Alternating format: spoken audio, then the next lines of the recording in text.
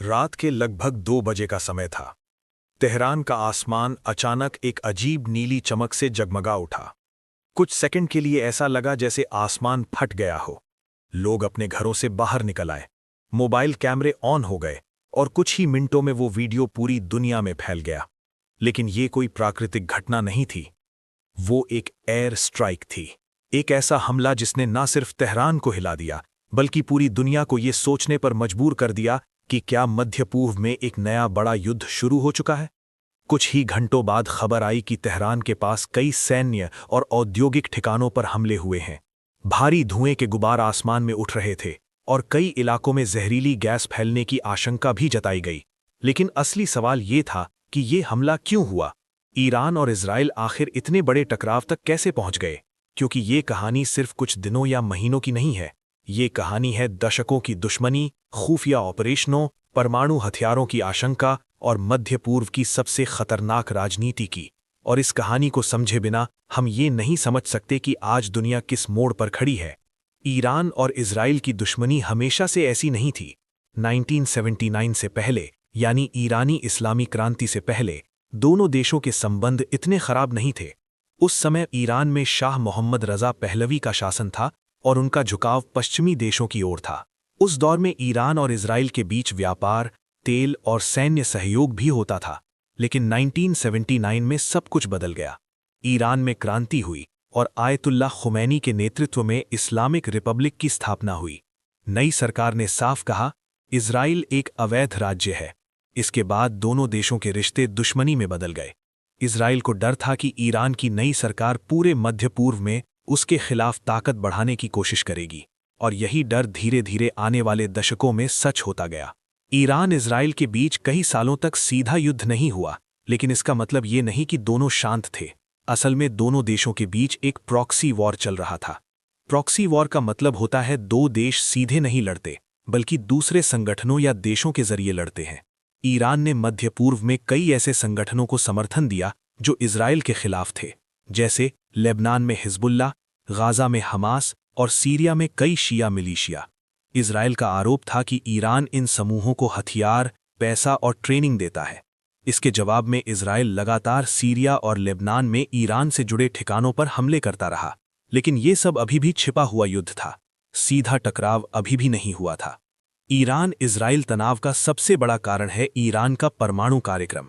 Israel का कहना है कि ईरान परमाणु हथियार बनाने की कोशिश कर रहा है। अगर ऐसा हुआ तो ये इजराइल के लिए सबसे बड़ा खतरा होगा। ईरान हमेशा ये कहता रहा है कि उसका परमाणु कार्यक्रम सिर्फ ऊर्जा और वैज्ञानिक शोध के लिए है, लेकिन पश्चिमी देशों को इस पर भरोसा नहीं है। इसी वजह से ईरान पर कई बार अंतर्राष्ट्रीय प्रतिबंध लगाए गए। इजराइल ने कई बार चेतावनी दी, अगर ईरान परमाणु हथियार बनाने के करीब पहुंचा तो वो सैन्य कार्यवाही करेगा। पिछले 2 दशकों में ईरान और इजराइल के बीच कई गुप्त ऑपरेशन हुए। कुछ घटनाएं तो इतनी रहस्यमय थीं कि आज तक पूरी सच्चाई सामने नहीं आई। ईरान के कई परमाणु वैज्ञानिक रहस्यमय हमलों में मारे गए। कई बार ईरान के परमाणु केंद्रों में रहस्यमय विस्फोट हुए। सबसे चर्चित घटना थी नतांज परमाणु केंद्र पर साइबर हमला, जिसे दुनिया का सबसे खतरनाक साइबर हथियार माना जाता है, स्टक्सनेट वायरस। विशेषज्ञों का मानना है कि इसके पीछे इजराइल और अमेरिका थे, लेकिन आधिकारिक तौर पर किसी ने जिम्मेदारी नहीं ली। साल 2025 में हालात अचानक बदल गए। इजराइल ने ईरान के कई सैन्य और परमाणु ठिकानों पर हवाई हमले किए। इसके जवाब में ईरान ने इजराइल पर सैकड़ों मिसाइल और ड्रोन दागे। ये पहली बार था जब दोनों देशों के बीच इतना बड़ा सीधा सैन्य हमला हुआ। इजराइल ने अपनी रक्षा प्रणाली आयरन डोम के जरिए कई मिसाइलों को रोक लिया, लेकिन फिर भी कई शहरों में धमाके हुए और लोग घायल हुए। इसके बाद पूरी दुनिया को लगा कि शायद ये युद्ध यहीं रुक जाएगा, लेकिन असली तूफान अभी बाकी था। 28 फरवरी 2026, ये तारीख मध्य पूर्व के इतिहास में हमेशा याद रखी जाएगी। इस दिन इजराइल ने ईरान के खिलाफ एक बड़ा सैन्य अभियान शुरू किया। इस ऑपरेशन का नाम था ऑपरेशन लायंस रोअर। इसमें ईरान के कई सैन्य ठिकानों, कमांड सेंटर और रणनीतिक स्थानों पर हमले किए गए। रिपोर्ट्स के अनुसार इन हमलों में अमेरिका की भी भूमिका थी। इन हमलों के बाद ईरान में गुस्सा फैल गया। लोग सड़कों पर उतर आए और सरकार ने साफ कहा, इसका जवाब दिया जाएगा। कुछ ही समय बाद इजराइल की ओर से मिसाइलों की बारिश शुरू हो गई। तेल अवीव, हाइफा और अन्य शहरों में सायरन बजने लगे। लोगों को कुछ ही सेकंड में बंकरों में जाना पड़ता था। कई शहरों में लगातार मिसाइल अलर्ट जारी किए गए। ये सिर्फ सैन्य टकराव नहीं था, ये आम लोगों की जिंदगी को सीधे प्रभावित कर रहा था। लेकिन ये संघर्ष यहीं नहीं रुका।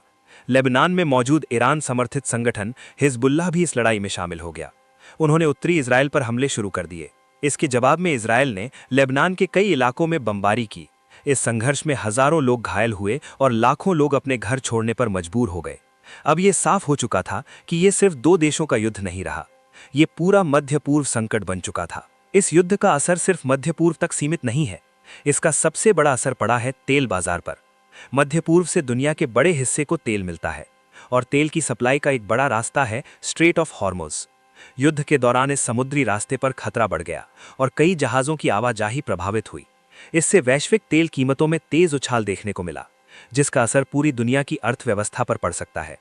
आज पूरी दुनिया एक सवाल पूछ रही है, क्या ये संघर्ष यहीं रुक जाएगा या ये और बड़ा रूप ले सकता है? क्योंकि इस युद्ध में सिर्फ दो देश नहीं हैं, इसमें कई शक्तियां अप्रत्यक्ष रूप से शामिल हैं। अमेरिका, रूस, यूरोप और मध्य पूर्व के कई देश। अगर ये संघर्ष और फैलता है तो इसका असर सिर्फ मध्य पूर्व पर नहीं बल्कि पूरी दुनिया पर पड़ेगा।